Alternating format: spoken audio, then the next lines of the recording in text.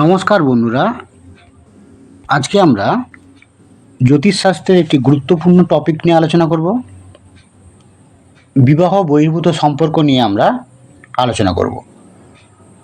তো আমরা জানি যে বিভিন্ন ক্ষেত্রে বিভিন্ন গ্রহ এবং বিভিন্ন ভাবের মধ্যে সম্পর্ক তৈরি হলে এই ধরনের একটা অবস্থা তৈরি হতে পারে। তো সেটি আমাদের D1 চার্ট, মানে যেটিকে আমরা জন্মকুণ্ডলী বলি, এবং D9 চার্ট, যেটিকে আমরা নবাংশ কুণ্ডলী বলি, দুটি চার্ট সাপেক্ষে আমাদের বিচার বিশ্লেষণ করার প্রয়োজন আছে। তো সাধারণ অবস্থায় আমরা বিভিন্ন গ্রহকে আমরা এখানে গ্রহগুলোকে নিয়ে আলোচনা করব। পরবর্তীকালে আমরা আবার অন্য কোনো ভিডিওতে আমরা আবার ভাবগুলিকে নিয়ে আমরা আলোচনা করব। তো প্রথম অবস্থায় আমাদের রাহু, শনি,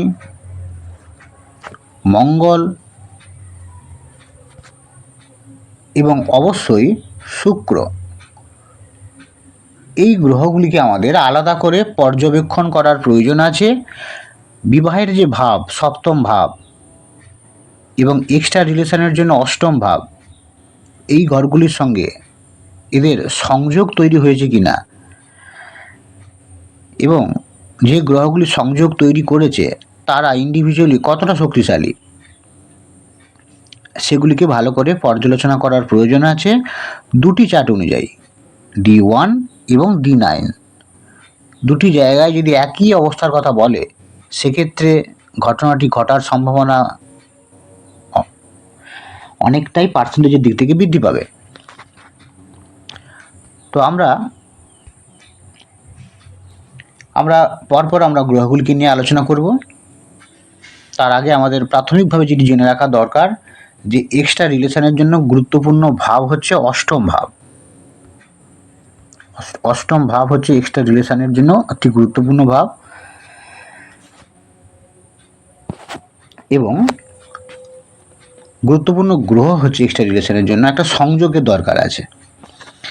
তো সেক্ষেত্রে এই সংযোগগুলি যেমন হতে পারে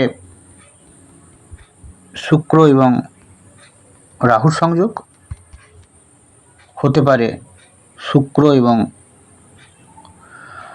মঙ্গলের সংযোগ। তো আমরা কে কীভাবে সমস্যা তৈরি করতে পারে সেগুলি নিয়ে আমরা একটু আগে আলোচনা করে নিই। তো প্রথম অবস্থায় আমরা রাহুকে আমরা দেখব। তো রাহু কিসের কারকতা দেয় না, রাহু হচ্ছে আকাঙ্ক্ষা এবং লুকোনো দিকগুলির সাথে যুক্ত। সপ্তম ঘরে এর উপস্থিতি বিশেষ করে জলরাশিতে যদি হয়, সপ্তম ঘর যদি জলরাশিতে পড়ে সেক্ষেত্রে লগ্নকে হতে হবে বৃষ লগ্ন, কারণ আমরা জানি যে কর্কট, বৃশ্চিক এবং মীন হচ্ছে জলরাশি। তো সেই হিসাবে সপ্তম ঘর বৃষ রাশি সাপেক্ষে বৃশ্চিক রাশিতে পড়ছে। তাহলে শুধুমাত্র সপ্তম ঘরে রাহুর উপস্থিতি সেটি গুরুত্বপূর্ণ নয়, তার সঙ্গে আমাদের দেখতে হবে যে জলরাশিতে সপ্তম ঘর পড়েছে কিনা। তাহলে কিন্তু গোপন সম্পর্কের প্রতি একটা প্রবণতা থাকবে, এবং অবশ্যই রাহু কেমন অবস্থায় আছে চার্টে সেটিও দেখার প্রয়োজন আছে, এবং এক্সট্রার কোনো গ্রহের সংযোগ পড়েছে কিনা সেটিও দেখার প্রয়োজন আছে। কিছু গ্রহ রাহুর সঙ্গে সংযোগ তৈরি করলে রাহু যদি ইন্ডিভিজুয়ালি যদি পীড়িত থাকে সেক্ষেত্রে নৈসর্গিকভাবে তো পীড়িতই, তারপরেও যদি পীড়িত হয় এবং আবার যদি নেগেটিভ কোনো গ্রহের সংযোগ রাহুর উপর পড়ে সেক্ষেত্রে রাহুর যে ক্ষতিকারক প্রভাবটা বা নেগেটিভ দিক দিয়ে প্রভাবটা আরও বাড়বে। আর রাহুকে আমরা যদি দেখি যে ইন্ডিভিজুয়ালি নৈসর্গিক পাপগ্রহ হলেও সে হয়তো জন্মকুণ্ডলিতে সে অতটা খারাপ অবস্থায় নেই, মানে বেশ কিছু ঘর আছে যেখানে পজিটিভ রেজাল্ট দিতে পারে, এবং তারপরেও কিছু পজিটিভ গ্রহ আছে যাদের সংযোগ রাহুর সঙ্গে তৈরি হলো, সেক্ষেত্রে কিন্তু রাহুর যে ক্ষতিকারক প্রভাবটা সেটা দেওয়ার পরিমাণ কম। তো অতএব চার্ট অনুযায়ী ভ্যারি করবে, যে প্রত্যেকেরই হয়তো দেখা গেল একজনের চার্টের সপ্তম ঘরে রাহু আছে, জলরাশিতে পড়েছে, আরেকজনেরও একই অবস্থা আছে, কিন্তু দুজনে আলাদা আলাদা রেজাল্ট পাচ্ছে। তো তার জন্যই কিন্তু এগুলি আরও পরিষ্কার করে দেখার প্রয়োজন আছে যে কার কী অবস্থায় রাহু আছে।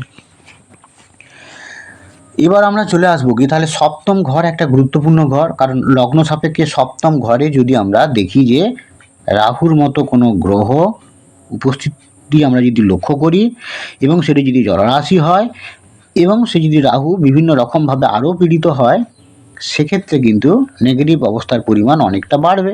তার মানে এই ধরনের ঝোঁক বা প্রবণতা গোপন সম্পর্কের প্রতি অনেক বেশি বাড়বে। এবার আমরা পরের গ্রহটিকে নিয়ে আমরা চলে আসব, সেটি হচ্ছে শনি। তো পরের গ্রহটি হচ্ছে শনি। তো শনির ক্ষেত্রে শনিকে আমরা জানি যে সীমাবদ্ধতার প্রতিনিধিত্ব করে এবং বিবাহে যে একটা অসুখী অবস্থা সেটি নির্দেশ করতে পারে। তো আনরোমান্টিক হতে পারে পার্টনার। যদি সপ্তম ঘরে আমরা যদি দেখি যে লগ্ন সাপেক্ষে শনির অবস্থান করছে, তো সেক্ষেত্রে কিন্তু তার মধ্যে একটু গৃহিণী ভাব বেশি লক্ষ্য করা যেতে পারে। সবার ক্ষেত্রে যে একই ঘটবে তা নয়। আমি একটু আগে বললাম যে বিভিন্ন আরও অবস্থা থাকে, সেগুলিওকে কিন্তু এর সঙ্গে দেখার প্রয়োজন আছে। সপ্তম ঘরে শনি মানে সে আনরোমান্টিক হবে এবং তার একটু গৃহিণী ভাব বেশি থাকবে পার্টনারের, এরকম মনে করার কারণ নেই। কারণ শনির ইন্ডিভিজুয়ালি কেমন অবস্থায় আছে, সে নাক্ষত্রিকভাবে কী ধরনের সংযোগ তৈরি করেছে এবং কোন গ্রহের দৃষ্টি পড়েছে তার উপর, তো ব্যক্তিগতভাবে সে কতটা শক্তিশালী সেগুলিও দেখার প্রয়োজন আছে। তাহলে আমরা যদি দেখি যে লগ্ন সাপেক্ষে সপ্তম ঘরে যদি শনি গ্রহকে আমরা দেখি, সেটি একটা বিবাহে একটা অসুখী অবস্থা নির্দেশ করতে পারে। সপ্তম গ্রহে যদি আবার দেখি শনিকে রাহুর সাথে যদি মিলিত হতে দেখি, তাহলে কিন্তু এমন পরিস্থিতি তৈরি করতে পারে যে ব্যক্তি কোনো একটা নেগেটিভ পরিস্থিতিতে আটকে যেতে পারে এবং বিবাহের বাইরে সেখান থেকে কিন্তু সে সম্পর্ক একটা নতুন করে তৈরি করার একটা ঝোঁক থাকবে। তাহলে সপ্তম ঘরে যদি আমরা এই ধরনের কানেকশান দেখি, শনি রাহুর সংযোগ তৈরি হয়েছে, সেক্ষেত্রে এরকম একটা অবস্থা তৈরি হতে পারে। এবং দেখা গেল যে সপ্তমের সঙ্গে অষ্টমের সংযোগ আছে এবং শনি রাহুর সংযোগ এরকমভাবেই তৈরি হয়ে আছে, সেক্ষেত্রে সেই সম্ভাবনাটা আরও অনেক জোরালো হলো। কারণ অষ্টম ঘর আমরা জানি যে এক্সট্রা রিলেশনের কথা বলে। দ্বাদশ ঘরকেও দেখার প্রয়োজন আছে, যেহেতু বেড কমফোর্ট দ্বাদশ ঘর, তো সেহেতু দ্বাদশ ঘরকেও দেখার আছে। তো যাই হোক, ভাবগত কানেকশান নিয়ে আমরা পরে আলোচনা করব। আজকে আমরা গ্রহগত কানেকশান নিয়ে আলোচনা করছি এই ভিডিওতে। তো এবার আমরা মঙ্গলকে নিয়ে আমরা একটু আলোচনা করব যে এক্সট্রা রিলেশনের ক্ষেত্রে মঙ্গলের কী ভূমিকা থাকে। মঙ্গলকে আমরা জানি যে আবেগ, আগ্রাসন এবং বিভিন্ন ক্ষেত্রে দেখা যায় যে তার একটা মধ্যে বিভিন্ন আগুপিছু না চিন্তা করে সিদ্ধান্ত নেওয়ার একটা প্রবণতা থাকে মঙ্গলের ক্ষেত্রে। তাহলে একটা কথা হচ্ছে কি যে লগ্ন সাপেক্ষে যেমন আমরা বলছি যে সেখানে রাহু মঙ্গলের সংযোগ যেমন একটা সমস্যা তৈরি করতে পারে, তেমনি মঙ্গল শুক্রেরও একটা সংযোগ সমস্যা তৈরি করতে পারে এক্সট্রা রিলেশনের ক্ষেত্রে। তাহলে রাহু মঙ্গল বা মঙ্গল শুক্র লগ্ন সাপেক্ষে মঙ্গল আর শুক্র যদি থাকে, সেক্ষেত্রে কেন সমস্যা তৈরি করে না, মঙ্গল এখানে আবেগের কথা বলে আর শুক্র সম্পর্কের কথা বলে। তাহলে সম্পর্কের মধ্যে তো আবেগ থাকবে, নাহলে সম্পর্ক তৈরি হবে কী করে। কিন্তু মঙ্গল যখন যুক্ত হয়ে যাচ্ছে এবং মঙ্গলের শক্তিশালী অবস্থা যদি তৈরি হয় যাতে, তাহলে কিন্তু আবেগটা অনেক বেশি পরিমাণে দেখা যাবে এবং ওই বেশি অবস্থাটা তাকে কিন্তু তার যে বর্তমান যে অবস্থা সেটাকে ভুলিয়ে দেবে এবং সেগুলো সে ভুলে গিয়ে নতুন কোনো সম্পর্কের দিকে এগিয়ে যাবে। সাধারণ অবস্থা এটাই ঘটে। কারো যদি পেছনের ঘটনাগুলি মনে থাকে যে তার একটা রিলেশন আছে বা তার একটা সম্পর্ক তৈরি হয়ে গেছে বা বিবাহে সে আবদ্ধ হয়ে গেছে, তাহলে তার আর এই ধরনের এক্সট্রা রিলেশনে যাওয়ার প্রয়োজন নেই। এই অবস্থাগুলো তখন তৈরি হয় না যখন মঙ্গল দেখা যায় সক্রিয় সঙ্গে সংযোগ করেছে এবং মঙ্গল অনেকটা শক্তিশালী অবস্থায় চাটে আছে। তখন আবেগটাই বেশি গুরুত্বপূর্ণ ভূমিকা পালন করে। তখন তার কিন্তু আগুপিছু ভাবার কোনো প্রয়োজন হয়ে পড়েনি, বা সেটা ভাবলেও মনের মধ্যে আসলেও একবার, কিন্তু সেটা সেইভাবে মনের মধ্যে জাঁকিয়ে বসতে পারে না, সেই জন্য সে এক্সট্রা রিলেশনের দিকে এগিয়ে যায়। এটা রাহু শুক্রের ক্ষেত্রেও এই ধরনের একটা অবস্থা তৈরি হতে পারে। মঙ্গলের সেখানে রাহু কিন্তু শুক্রের মধ্যে যে রোমান্টিকতা, শুক্রের মধ্যে যে একটা রসায়ন ভাব, সেগুলো কিন্তু ভুল পথে পরিচালিত করতে পারে রাহু। তাহলে শুক্র মঙ্গলের সংযোগ কিংবা রাহু শুক্রের সংযোগ, এগুলি কিন্তু একটা এক্সট্রা রিলেশনের দিকে নিয়ে যেতে পারে। এটি আকাঙ্ক্ষাকে তীব্র করে তুলতে পারে এবং সম্ভাব্য বিবাহ বহির্ভূত সম্পর্কগুলির দিকে একজন জাতক বা জাতিকাকে পরিচালিত করতে পারে। এবার আমরা চলে আসব শুক্রকে নিয়ে আমরা একটু আলোচনা করে নিই। শুক্র গ্রহ। শুক্রকে আমরা জানি যে প্রেম, সম্পর্ক এবং আনন্দের প্রতিনিধিত্ব করে। সপ্তম ঘরে এর অবস্থান যদি আমরা লগ্ন সাপেক্ষে যদি দেখি যে সপ্তম ঘরে, এটি সপ্তম ঘর পড়ছে, মেষ লগ্নের ক্ষেত্রে তুলা রাশি হচ্ছে সপ্তম ঘর। তো সপ্তম ঘরে যদি আমরা দেখি যে রাহুর সাথে শুক্রের একটা সংযোগ তৈরি হয়ে গেছে, শুক্র প্লাস রাহু, সেক্ষেত্রে রোমান্টিক যে পরিপূর্ণতার আকাঙ্ক্ষা নির্দেশ করতে পারে, মানে সেখানে যে রোমান্টিকতা সেটি অন্যদিকে ডাইভার্ট হয়ে যেতে পারে। তবে দুটো জায়গাকে আমাদের ভালো করে মাথায় রাখতে হবে, একটা হচ্ছে মঙ্গল শুক্র এবং অবশ্যই শুক্র রাহু, এদের সংযোগ একটা নেগেটিভ অবস্থা তৈরি করতে পারে এবং এটি কিন্তু আমাদের যে কোনো চার্টের ক্ষেত্রে কিন্তু এরকম অবস্থা তৈরি করতে পারে। D9 চার্টের ক্ষেত্রেও যদি সপ্তমভাবে যদি এই ধরনের অবস্থা তৈরি হয় তখনও কিন্তু একই কথা বলে। যদি D1 চার্টে আমরা দেখি যে লগ্ন সাপেক্ষে সপ্তমভাবে এরকম পীড়িত হয়ে আছে এবং D9 চার্টেও তাই একই কথা বলছে, এক্সট্রা রিলেশনের কানেকশান, সপ্তমের সঙ্গে অষ্টমের সংযোগ বা এই ধরনের অবস্থা, বা সপ্তমের সঙ্গে অষ্টম দ্বাদশের সংযোগ, বা এই ধরনের গ্রহগুলি সংযুক্ত হয়ে গেছে D1 চার্ট এবং D9 চার্ট। তো সেক্ষেত্রে কিন্তু এই ধরনের যে নেগেটিভ অবস্থা সেটি কিন্তু অবশ্যই বাড়বে।